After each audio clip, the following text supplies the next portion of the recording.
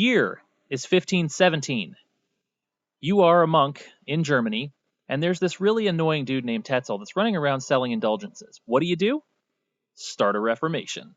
Welcome back to Constructive Interference. I am Joel Kurtnitis. Josh Hugo is my co-host. We're gonna talk about the Protestant Reformation some today. We're also going to talk about the idea of purifying versus separating, and kind of how we can tie that into both the Reformation and, hey, who knows, maybe even American politics. But first, personal interest. It's come to our attention that, hey, we're sort of unintroduced, and there's a bunch of stuff that you really might not know about us. So how about, Josh, to start off today, you share something interesting that our audience just might not even know about you?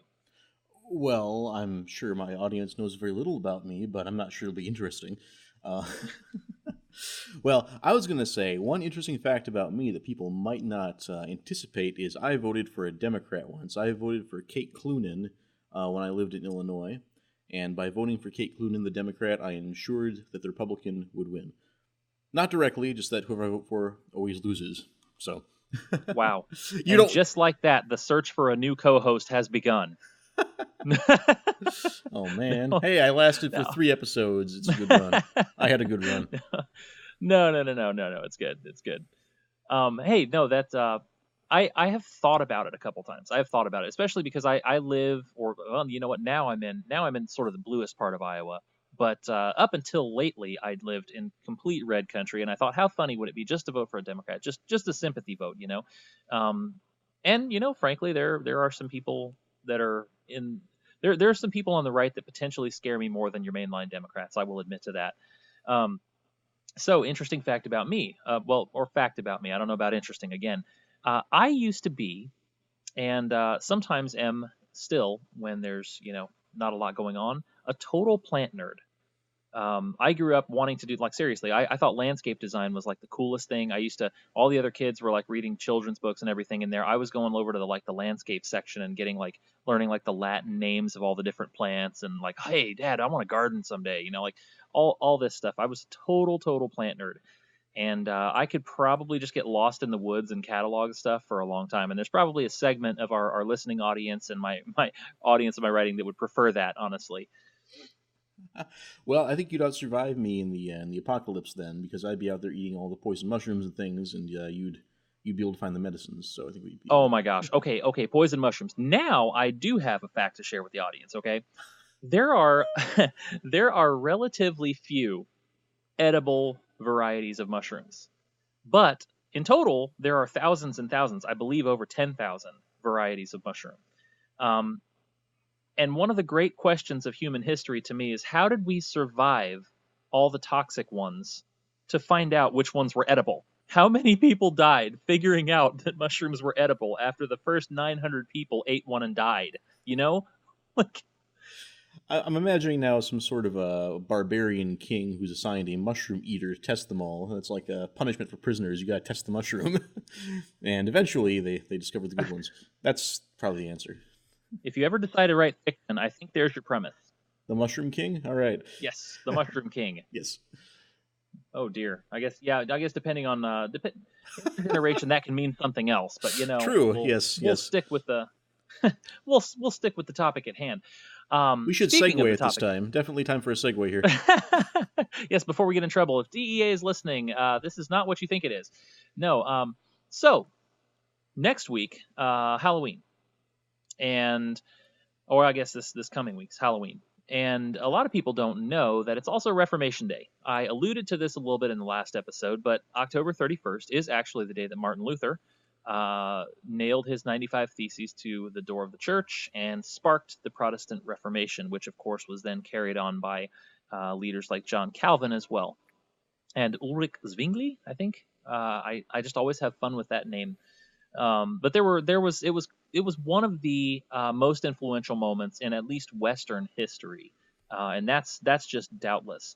But if you think about the kind of things that they were trying to reform, and what kind of impact that has on us today, and especially on American Christianity today, the importance of it really cannot be overstated. I mean, it was a massive, monumental change in the way that Christians and theologians viewed the gospel and viewed the the foundation of Christianity. And Luther, of course, was the one who gets all the credit for sparking that. But there has always been sort of this minority within Christianity that has, maybe struck out their own path or said, hey, we just want to follow the New Testament. We don't want to get swept away with all this other church doctrine. And so this was kind of the embodiment of a paradigm shift in Christianity. And so to me, I look at Halloween every year as an opportunity to think about and celebrate the Reformation and what it means. I consider myself a Protestant, so I've got a heritage with the Protestant Reformation. That's not to say that I think that everything that the Protestants did was right or good. It's not to say that the Protestant leaders were always right or good. They have, I mean, clearly there were some things on their records that were maybe not ideal as well. But man, such a huge impact, and it kind of makes me wonder. I mean, especially with a country with a history like ours that's been so influenced by it. How did that get completely eclipsed by Halloween? I don't know. Probably something to do with candy and costume just being more fun than doctrine. Probably something to do with it. Uh, I'd like to think that's not it, but it probably is. But if you look at so one of the things to me, and it's hard to understand this from kind of a modern Christianity perspective, and I'm thinking like, super church, Jesus is here to fix your life and all that stuff. It's hard to imagine that at one point people were actually walking around selling indulgences and saying, if you give X amount of money to the church, here's a, get out of hell free card. And I know that's an oversimplification, but that's what the objection was too, right? Was this sale of indulgences, among other things, and also the concept of justification by faith, which to most, again, evangelical Christians, this is just this is what we grew up hearing. This is what we've man's justified by faith and not by works, and Romans, and this is something that we're very familiar with. It's hard to imagine being in a time when that just didn't make any sense. It's hard for me to imagine that anyway. But what's really interesting is that born out of the Protestant Reformation, you had this attempt to come out of the Catholic Church and form something new, and that's what happened. I mean, we had all these denominations. Originally there were the Lutherans, and then there was the Calvinists, and there was the whole Arminian split later on. You had the Anabaptists, whose history I'm very fond of. And that's where originally the Baptists came from, the Mennonites, the Amish, all those. And all these breaks come apart. And that all of those were an attempt to separate from the Catholic Church as something that was corrupt, as something that needed to be removed. And sort of the touchstone scripture for folks who take the separatist mindset, if you will, is the come out from among them and be ye separate, saith the Lord, and touch not the unclean thing, and I will receive you. So that's sort of the mindset of that. Then what's interesting, though, is after the Protestant Reformation, you had what was called the Counter-Reformation, where that was kind of the establishment of the Jesuit order as well, the Jesuit movement, which saw the Catholic Church sort of reinvigorated. You saw missionaries go out all over the place. And I think there was a movie made about that recently, wasn't there? About Jesuit missionaries in Japan? Yeah, Silence was the name of it. Silence, yes. Oh, that. You know what? I always want to recommend that movie. And it was a very, very thoughtful, very well done movie. But I just can never really decide how I feel about it. I just am always stuck in the middle, and I'm like, I always go back and forth. But regardless. Well, I take that as a recommendation right there. Really. I mean, you just kind of sold me that I need to see it now. Well, yeah, I wasn't sure if you had seen it or not, but it's a very, very thoughtful movie. I would say you should see it. But it does raise a lot of questions, not all of which are comfortable questions for Christians. And so I think it's definitely worth a watch. I don't know if it's worth owning necessarily, but it definitely did cause a lot of stir. But regardless, back to the Jesuit Counter-Reformation. The interesting part of that is that they represented a movement to try to purify the church from within. And what you see as you look through history is a lot of different applications of this whole mindset. And the other one that comes to mind, actually, as we're approaching kind of the next holiday on the list here, as we're heading toward Thanksgiving, as we pass Halloween here, there was a similar sentiment among Anglicans in the Church of England, where you had two different sects there. And I know I was talking to you about this last week, Josh, where when I was growing up, if I didn't have enough nerd points by now, this will definitely help. One of the first books that my parents read to us was The Plymouth Settlement by William Bradford, which is a firsthand account from the first governor of the Plymouth Settlement. The original colonists that came over and were not, well, they weren't here before Jamestown, but they had the first Thanksgiving, right? People usually refer to them as Puritans. That's actually a misnomer. Puritans settled in the Boston area primarily. The Plymouth settlement was not Puritans. They were folks called the Separatists. And both of their names were gotten from their relationship to the Church of England. Excuse the monologue here for just a minute, but the Church of England was, as these folks saw it, corrupt. And there were two different thoughts on how to handle that. The Puritans said we need to stay in the church, but we need to purify it from within. We need to stay in there, be influential, and return to piety, return to holiness, and we need to cleanse the church from the inside out. The Separatists, on the other hand, were more along the lines of the Reformers. They just said, we've had enough of this. The church is not only rejecting any attempts to purify it, but is persecuting those who try to do it. It's time to get out. And that's why they got out of England as quickly as they could. They actually were in the Netherlands for a while before coming over to Plymouth and founding the Plymouth colony. And so that's an ongoing discussion that's been among it seems to be like at the root of all dissent is that question: do you get in or do you get out? It's interesting that there were people. I mean, that wasn't that long after the Protestant Reformation. I mean, less than 200 years, 150 years after the Protestant Reformation, and you already have new reformations taking off to reform the Protestant churches that have risen. So it makes it seem almost like this Reformation, this process of reforming or splitting off from churches is sort of an ongoing thing, something that's never really finished. Well, right, and it's a major nod to just the corruptibility of mankind and all of our endeavors, right? No matter what we do, the things that we consider to be the absolute best, give them a few generations, and they're going to fall into corruption again. It's just what we do.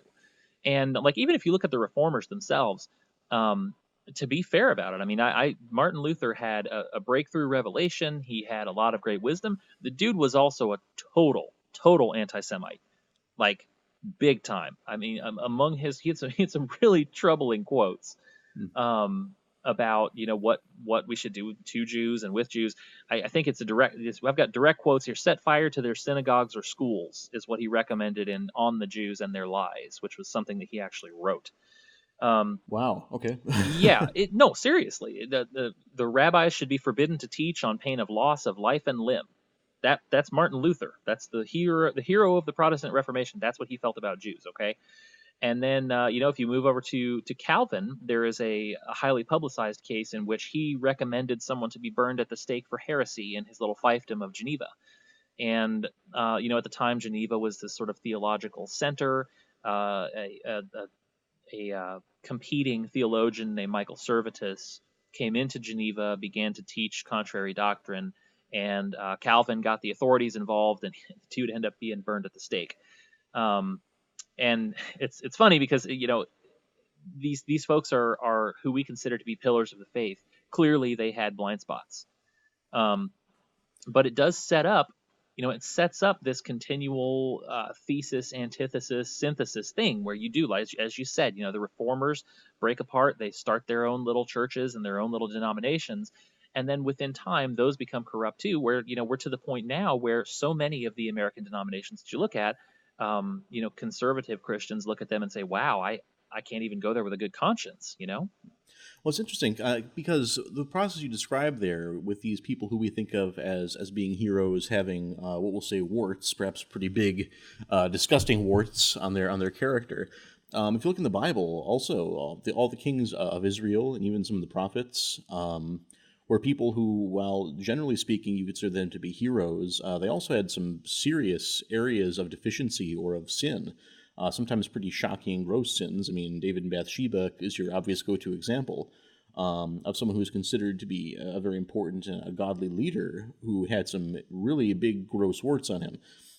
Mm-hmm. And so the whole story of the Old Testament is, I guess, the story God gives the Jews this good, perfect religion and society, and the rest of the story is them messing it up and reforming and messing it up and reforming, messing up and reforming over and over and over again. It's this continual process of the fallible people messing things up and trying to fix their errors. Mm-hmm.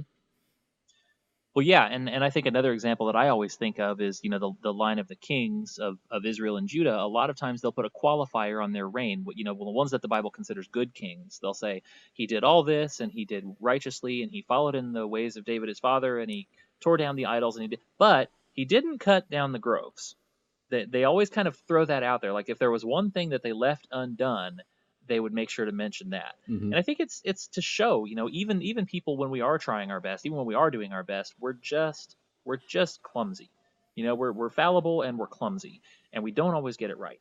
And so that sets us up though, because those failings get magnified, they get followed, they get promoted and move through time with us. And then we have the choice of what to do. Do we purify or do we leave? And so, I think this is where a lot of people are right now with the political structure in America too, right? I mean, you've got political parties that basically nobody likes, and yet we stick with them. And the people who, are fed up with the political party that they're in. And by the way, this is a left and right phenomenon. This is not just something that applies to one party or the other. There's a major push to start a third party, but it doesn't get traction because this ongoing debate between, do we should I stay or should I go now? That's the fundamental question that drives this whole debate, and it's going to drive it right after. We're going to pick this up no matter how this next election goes. Within a couple weeks here, we're going to pick this discussion up right where we left it off. Hmm. Yeah, I mean, like you said, neither of the political parties is really very popular. And I can say that without being partisan, saying which one I like better than the other. Uh, but if you so Republicans ostensibly are for things, like for limited government, less government spending. They're supposed to not like socialism. They're supposed to be against abortion. They're supposed to be for secure borders. But if you look at things Republicans actually do, there's not a whole lot of positive action on most of those things. And as far as the Democrats on their side, there's such a wide variety of things that people who are Democrats seem to want.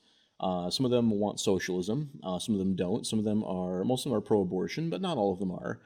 So you have these big parties, which no matter where you stand, there's going to be something about them that you really, really don't like. Um, Mm-hmm. so Yeah, so the question, absolutely. Yeah. so yeah, like you said, why do we continue to stick with these guys? I mean, full disclosure, I mean, I tend to vote Republican. Um, but there are so many things about the Republican Party I don't like. I find the Republican Party's tendency to be hawkish and warmongering, especially, is troubling to me. But I feel like I have to vote for them. And the reason is because we are stuck inside this two-party paradigm where you have to have either A or B, Republican or Democrat. And if you don't want the Democrats, then you have to vote Republican, and vice versa. Well, right, and at that point, it just basically becomes self-defense, right? And there's endless memes talking about this, where oh, if you don't vote for this guy, then you're voting for the other guy, and there's all this pressure that descends on people, on the separatists, we might call them, who try a different way. And I've actually been on both sides of this. I was in party leadership here in one of the major parties in Iowa, and then I also became so disgusted that I walked away from that and tried a third party startup that did not go the way that I wanted it to go at all, as they almost never do. And and I think we're at the point right now where we see how that's going. There was a low level of engagement, a low level of enthusiasm on the right side of the aisle going into this fall.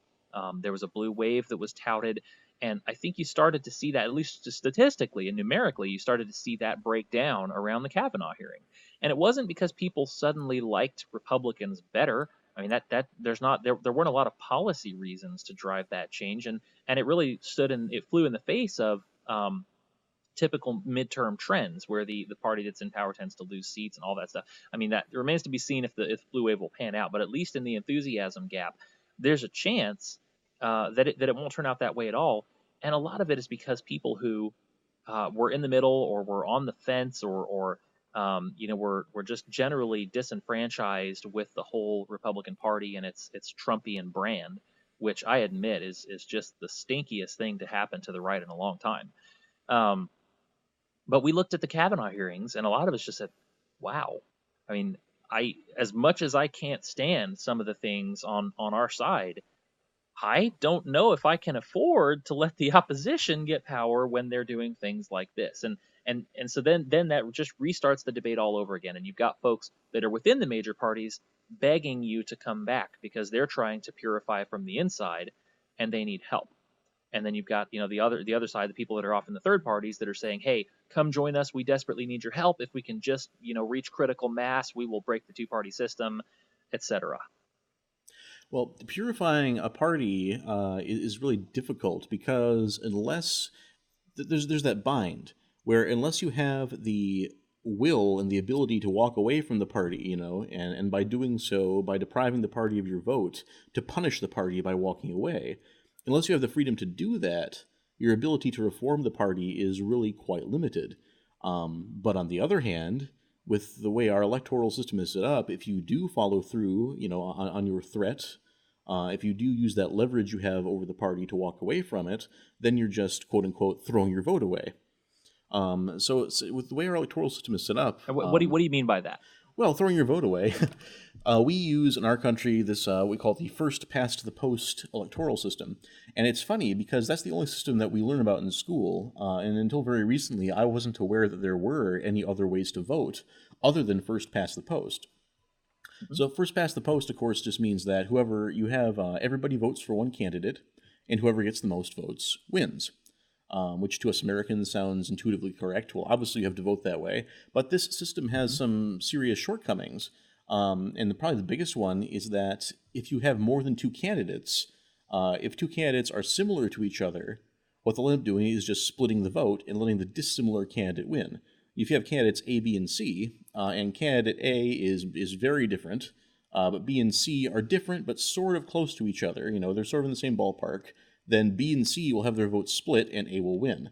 And it's very difficult to avoid that sort of scenario in a first past the post system.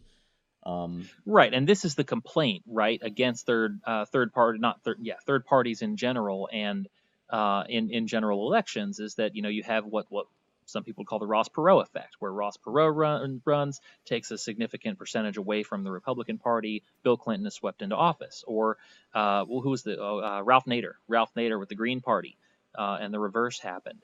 And so whenever you get a popular third party candidate, this does tend to be the effect, and then it gets hung around the neck like a millstone. It gets hung around the neck of those third party voters. See, it's your fault that X is in office. Right. And so if you don't have the ability to leave and go to a third party, because by doing so you're just making the other party win, how do you reform from the inside? That's a really tough question. Well, I mean, there are mechanisms. I guess you would say that there are mechanisms within the major parties that could allow you to do that, and some people have tried to do so. So the Ron Paul revolution was based on an effort to purify the party from the inside, but ultimately that there was a short-lived burst of activity there within the party, but it sort of died down, and it got patted down by the kind of the good old boys club in party leadership. And it's the same thing, obviously, with the Bernie Sanders revolution within the Democratic Party. Bernie Sanders had all the youth and enthusiasm and momentum, and ultimately still ended up getting crushed by the weight of inertia and the good old boy system that the Clintons put together there to protect themselves. It's funny that you said Bernie and youth together in the same sentence that way. It was Well, that's what, that's an interesting phenomenon. You had the top two youth candidates in 2012 and 2016 were two of the oldest people in the race. I mean, Ron Paul was super old in 2012, and Bernie Sanders is super old, but their ideas are, I think, appealing to the younger generation. I was going to say in the way that bell bottoms do, but it's that same sort of thing, right? Ideas that you might not be familiar with because they were preached before your time. But now you're a new generation and you're ready to hear them, and I think that's sort of the appeal of some of these. Well, I mean, there aren't any actually new ideas in politics. I mean, nobody's had any genuinely new ideas, since Socrates. Hey, speak for yourself. I invented the pizza party. Okay. No, I'm just kidding. But I mean, as far as real ideas that matter, Joel. Uh, Oh, shots fired. sorry about the pizza party, but but I mean, there haven't really been any really new ideas, for thousands of years. So it's really weird that we think of those generational terms, like what appeals to young people or to old people, as if these ideas were somehow new and had just been invented. But really, everything is to some extent recycled. Sure. So Um, speaking of other recycled ideas, to roll it back to where we were, how would you replace the first past the post? And the first past the post, I should note, is that's the one that we look at in the presidential election. mhm. There's a variety of electoral techniques used at the local level that we're sort of dismissing for the purposes of this conversation. Yeah, that's true. But for the presidential election and for the majority of elections elsewhere, we do use the first past the post system. Um, So, like I was saying, the system that we use strongly tends to favor two parties. And the two party system is inherently flawed because when you only have two parties, what ends up happening is you just vote for the one that's opposite the one you don't want. So you're really voting against the party you don't want. And the party you vote for is just the lever that you pull to oppose the other one. However, there are other systems that are used. The most prominent one is called the ranked voting system. This is actually used in many places. The countries I looked at that use this are the United Kingdom, Australia, and Brazil are some examples. And the idea is really simple. Instead of voting for one candidate, you vote for as many candidates as you like, or not as many as you like. Perhaps you get 3 or 4 or 5 options, and you Sure, list multiple. multiple, and you list them in the order of your preference. So, for instance, let's say that let's just do a hypothetical scenario and say that in 2016, Bernie Sanders breaks off, goes rogue, and forms the Bernie Party, and he is running against Hillary and Trump. Well, Hashtag burn it down. yes, burn it down. That could be the name of his party. Actually, it's the Burn It Down Party. Anyway, Ugh. sorry. Um, I mean, Bernie puns are going to be bad no matter what you do. There's really no good place to go with No, that. no, they are fantastic. I'm They sorry. are fantastic. Take it back, or we will fight. It's instead of that. All right. So anyway, so the hypothetical scenario. So there's the Burn It Down Party, the Democrats and the Republicans. They're all running together. Now, typically in a scenario like that, the Burn It Down Party would have no chance because anybody who doesn't want Trump to win is going to vote for Hillary because voting for Bernie is quote unquote throwing your vote away. However, in a ranked choice system, you can vote for Bernie first, then Hillary second. That way, and there are various ways of counting that. There is a way called the instant runoff system. There was another one called the board in count system. So there are various ways of handling what you do with the ranked choices. But in any case, you would vote for Bernie first because that's what the That's what your separatists. heart says, That's yes. You vote for Bernie because you're a first. warm, fuzzy socialist. Yes, and Hillary second because you don't want Trump to win. Right. And then Also, because you don't want to get killed in your sleep. yes, yeah, no, and you don't get to commit suicide by shooting yourself in the back Right. as sometimes happens to people who oppose. But anyway, so yeah, so you rank your votes. You vote for Bernie first, Hillary second. When Bernie turns out doesn't have enough votes to win, then your vote would then default down to voting for Hillary. This is a good system because it makes it impossible to really quote unquote throw your vote away. You can vote for a third party candidate safely, knowing that if that candidate you voted for doesn't win, your vote will instead go to someone else instead of simply being wasted. Hmm. And in countries where this is the case, you see there are actually a lot of political parties. I'm not saying any of these countries or their laws. I'm not comparing these countries to the United States in any other way per se. I'm not trying Sure. to say we should be like Australia or whatever. But if you look at the Australian legislature, there are I counted 11 different political parties that have seats in the Australian Wow. legislature.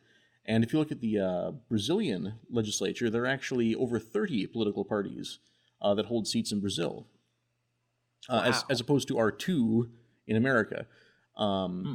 So in America, having anybody in government who's not Republican or Democrat is like finding a unicorn. It basically Mm-hmm. doesn't exist. But in these other places, Right. it's very common. Mm-hmm. Um, Right. And so when I look at this, I'm thinking, I would love to see this happen here. And I know that it would be a tremendous amount of work. And I also know that, that same inertia that we talked about within the major parties makes it really, really difficult to change anything having to do with voting because, as it turns out, the two major parties like having it this way because it's very protected. And I'm talking about to an absurd level. There are ballot access laws in states that just make it uh, ridiculously, unconscionably hard for anyone who doesn't belong to either Team D or Team R to even get on the ballot. I Yeah. mean, it's just straight up ridiculous. Well, it's really hard to gerrymander when there's more than two parties. So got Hmm. to protect that important aspect of our democracy. Right, right. Nope, that's absolutely right. And there is a major drive, and I don't ever want to leave this out when I'm discussing the possibility of third parties, because when people talk about third parties, let's be honest, everybody sort of tunes out. Okay, everybody tunes out when you talk about third parties because, like, yeah, third parties, that'd be nice, and so would a universal basic income. It's just never going to happen. But that's not really the case. I don't see it as the case anyway. So right now, a poll just came out. I don't remember who actually ran the poll. It was just a couple days ago. I will find it and put it in the show notes. How about that? But the new 2018 poll just came out showing that 2/3 of Americans want a viable third party. And that's not even, getting down to the 11 parties or the 30. They just want a viable third party. And I think a lot of people don't take that first past the post voting into consideration, but that is a tremendous amount of support. You would think that you could run on just that issue alone and get the votes you needed to make fundamental change. And so that's one statistic on it. The other one that I love is, so our good friend Gary Johnson, libertarian, pulled about 5% of the vote. Not quite 5%, I guess. Last time, or no, it was 5% here in Iowa. That's right. But the third party voting in the 2016 election was way up, and it was up in 2012. Before that, the jump from 2008 to 2012 in total third party ballots cast was about 300%.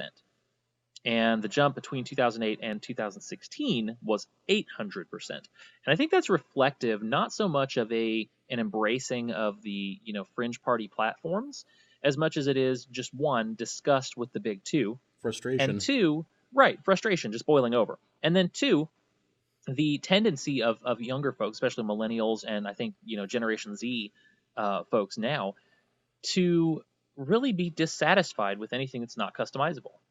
I mean, think about it. Everything that we do, everything that I've grown up with, I got a cell phone when I was in my early teens, and then they were just coming out, and I have access to a million different options just in my pocket. I can, order food from 100 different places. There's just choices everywhere, except in government, where you only get two. You get to be red, or you get to be blue, or you throw away your vote and everyone laughs at you. Okay. So, like, these are not the options people want. And so that's why I think it's really important to discuss how we get from here to there and how that can actually happen here in the United States to give context to this purify versus separate mentality, because I think there's a separation coming here. I really do. The math justifies it, the numbers bear it out. That there is a trend happening where people are so frustrated with the way things are. I think that fundamental change is coming. The question is, how do we get there and what do we do with it? Well, I hope you're right. No, I mean it would definitely give the advantage to it I see as somebody who is involved in a number of specific issues that fall into the political realm. I want to see some of these coalitions happen. I want to see a political party that is, for instance, pro-life and pro-drug legalization. I would love to see that, not because I am into drugs, but obviously because I'm into liberty. And I think it's stupid to try to protect people from themselves, and the cost of the drug war has been ridiculous. But that's a topic for another episode. I'm just saying I would love to see those two topics married, and to see what you could do with it. Or say you take gun rights and prison reform. Those are, one's a traditionally right issue, one's a traditionally left issue. And what if you take those two things together? Or like, what if you're like you were discussing earlier? You really only have um, one option for a party that is pro peace and anti-aggressive foreign policy. What if you had five? What if you had five options to choose from there that didn't also endorse things you can't stand, like racking up, obscene amounts of national debt? Well, like you're saying, with multiple parties, you have an opportunity to have people who really represent you.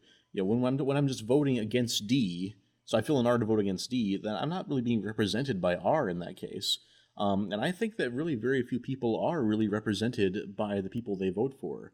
But if you do have that multi-party system where there are multiple choices, then you have a chance to have a really representatives who really stand for the things that are important to the people, and you have an opportunity for really honest political dialogue to happen instead of this false dichotomy that dominates everything. Right. Um, Totally agree. And I think it comes down to like the theme of this discussion has been the question of how you approach that fundamental change. How do you approach that reformation that we need to have in our country? Because clearly, a reformation is needed right now. We are getting to the point where we can't live with each other anymore. I mean, a lot of people blew off this bombing that happened last week, or the attempted bombings, as a hoax, and it was not a hoax. I mean, it was clearly, save the conspiracy theories on this. This was a mentally disturbed guy who wanted people to die, yeah, and so with the eruptions of violence getting more and more frequent, and I'm not talking about on a criminal level. I'm talking about on a political level. We can't keep doing this much longer. So I think it's incumbent upon us to look at this question of, is it time to maybe rethink the purify and start to think about the separate, and start to see how we can apply that within our lives and within the country. And I think that's maybe a challenge for us this week. Is, think about ways that we can do that. And here at Constructive Interference, we like to say that how we there's a thread that ties everything together, and how we apply this thinking to the threads that are in our lives, whether it's at work or whether it's in our churches as we look for ways to reform those, or in government. I think it's important to try to pull that together with that fundamental question of, when do you purify, when do you separate, how do you get from point A to point B there. So thanks for tuning in tonight to Constructive Interference. Hope you've enjoyed it. We're going to have a lot of great stuff for you next week. Make sure you come back. And looking forward this week to getting up our social media pages. So keep a lookout for us. An announcement this week. They'll be on Twitter and on Facebook and on YouTube and all the places that podcasts probably should be. Take care, and we will see you next week. Thanks.